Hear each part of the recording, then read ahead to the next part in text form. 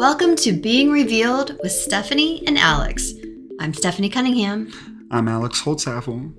We started this podcast to talk about the journey of personal and spiritual growth, ours and others. Thanks for joining us as we figure things out together. Hey, it's Stephanie. Welcome to another episode of Being Revealed with Stephanie and Alex. Although today we don't have Alex with us. My better half, my partner in crime, is not here today. We've had a lot going on. Baseball is over, but we have a lot going on right now, and it's been hard to connect with enough time to do a podcast.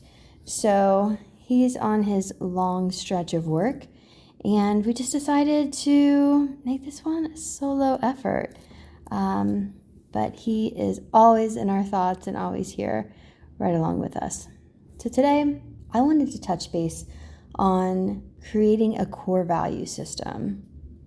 And that's something that is really connective for spiritual growth and personal growth, because it offers clarity kind of in both of those realms. When I'm talking about core values, I'm talking about those belief systems that are really central to how we want to feel and what we connect with deeply. So those can be belief systems on a variety of different topics, whether it's how you treat your body, your exercise belief system, your food belief system, your rest belief system. It can be your core values on spirituality, those senses of meaning, purpose, fulfillment, and how you access those. Are those important to you? Are they not important to you? It can be work-related, career-related, vocation-related. What are your core values there? Do you believe that you have to work 70 hours a week? Do you believe in a flexible schedule as it relates to work and expression of vocation? Do you believe that work has or should have meaning, personal meaning, or is work just a job to access money to fund your life and your other things that are meaningful to you? There are so many different directions we can look at this, and I think that it's important to really go through all of those areas and more and create a value system that works for you. Also, as it relates to family and marriage, is your belief system that you have to get married before you have children? Is it that you don't want to get married? And you are more of a serial monogamist? Are you more polyamorous? It really depends on what it is that feels right for you and what aligns with your core values and beliefs and what it is that you want for your life. Where do our core values come from before we make conscious choices on what they are? Well, they come from our parents. This is our society at large, the organizations that we participated in growing up, our school systems, our church systems, our sports systems, our family units. We are all affected by and influenced by all of those things that we see and grow up with. We just think this is right, this is how you do things. And it's not until you get a little bit older, maybe it could start in the teens, but usually probably in the early 20s, mid-20s, late 20s, that you're really saying, hey, does this really work for me? Is this what I want for my life? I know that we grew up in this specific environment, but is that what I want? Do I want those same patterns to occur in my life? Or do I want something different? And those are the questions that, are important to ask. And I'll say they're often scary to ask too, because all those people that you love and you trust, that you grew up with, and you embedded those belief systems onto yourself, it's hard to say, oof, I don't really feel like that's right for me anymore. without feeling like you're disappointing them or that you are doing something wrong. I know that was something that I had struggled with as well, in a few different areas when I was thinking about my core values. One of them was regarding religion. I grew up Catholic and I went to Catholic school, went to church every Sunday. It was talked about in our household. And as I got older and started exploring and feeling into what my belief system was and what I needed from my spiritual life in that regard, I just felt like I had to let that organized religion piece go. For me, it just didn't resonate anymore.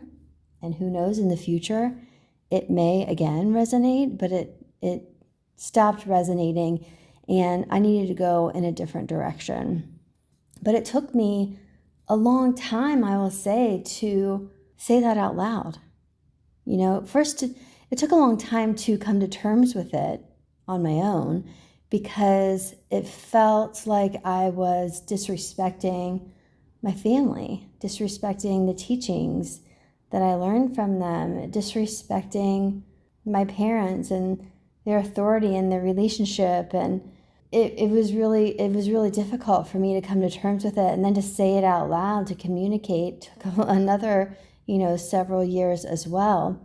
But, because you're afraid that you're going to be cut off, if you will, in some way, emotionally, that there's going to be some sort of quote unquote punishment for not following along in those footsteps. And I'll say I've never felt that from my family. When I decided that this is how I felt and I was honest about it, certainly they would ask questions and I would answer them, but I never felt disowned. I never felt less than. I never felt like what I was doing was incorrect or bad, because that's just not how they are. They love me and there's no condition on that. And I really felt that. So that's one example of, how going against the grain and maybe evolving your core value system or your belief system to one that is more aligned with who you personally are and who you want to be and how you want your life to look and feel, how that can be a difficult thing to access. When it has to do with when you're raised in an environment that is different from what you're feeling now. It's really important to make sure that you're living in alignment with your authentic values. And that is because when you're living in alignment with someone else's values, you're doing two things. One, you're being dishonest, right? Because you're expressing something that you don't really believe or you're not fully invested in, and it's not connecting with you. So you're not being truly honest about who you are and what you want. And two, you're repressing yourself. You're not being true to yourself. You're not showing up in a way that is truly in alignment with who you are, and you're not allowing yourself to be seen for who you really are. And that's an issue because if you're not communicating who it is that you really are, you can't be loved for who you really are because you're not really showing it, right? You're thinking that you're going to be loved more because you're showing up in a way that you think people want you to show up.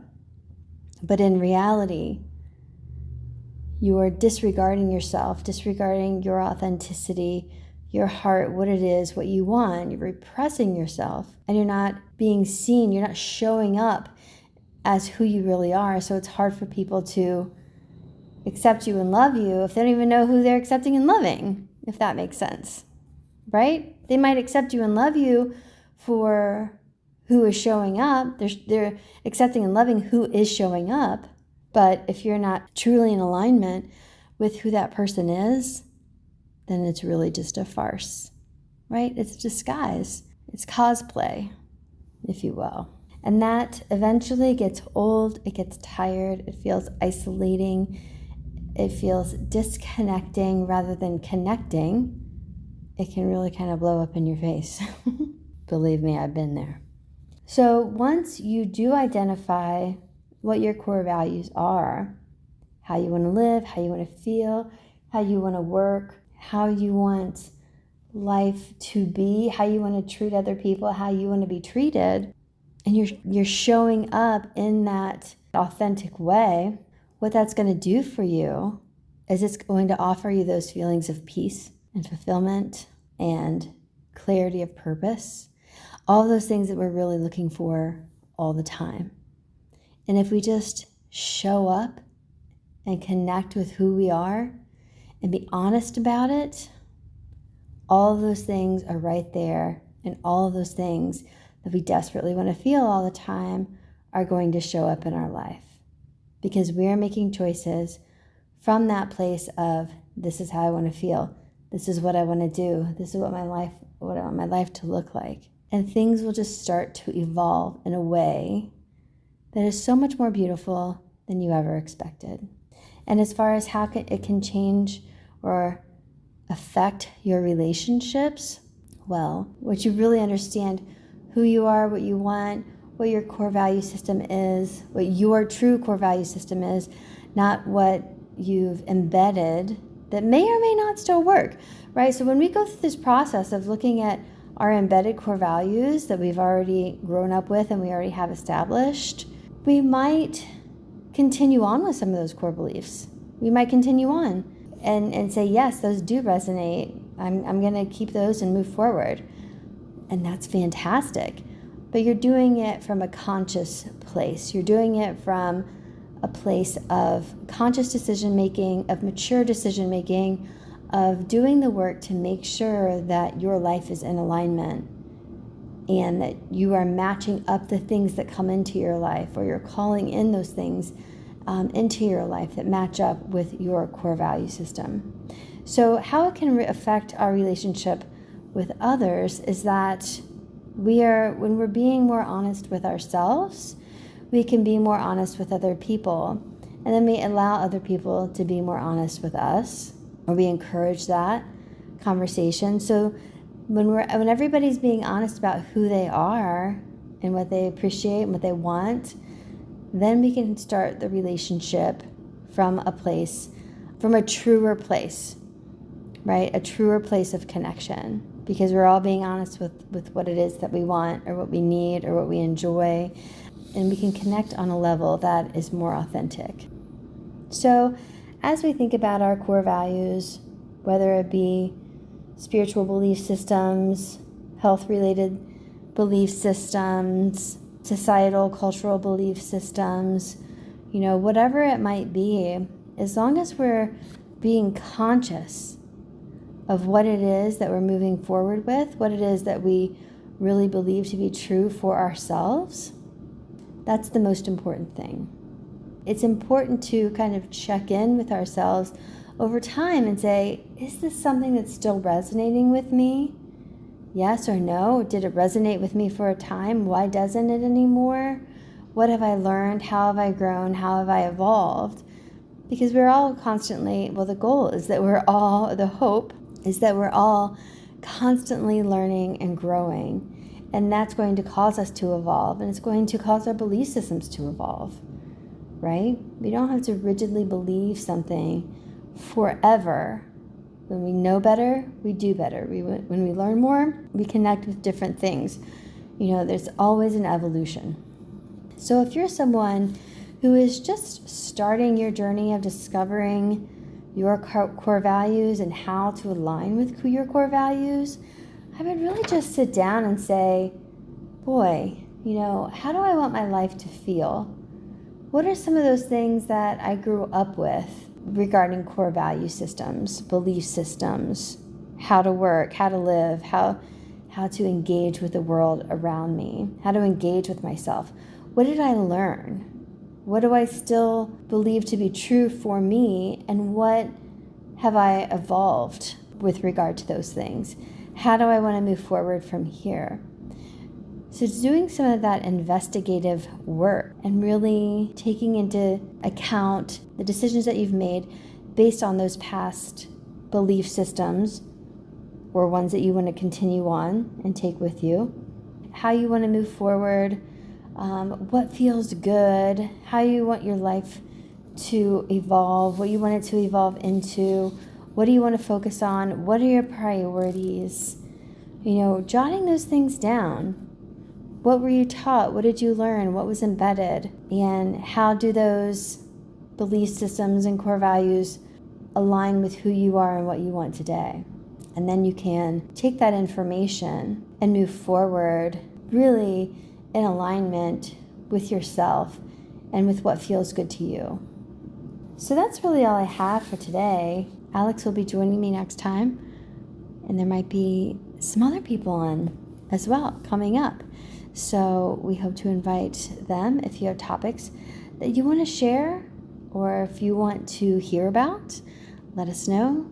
As always, we encourage you to comment and keep us posted. All right, until next time.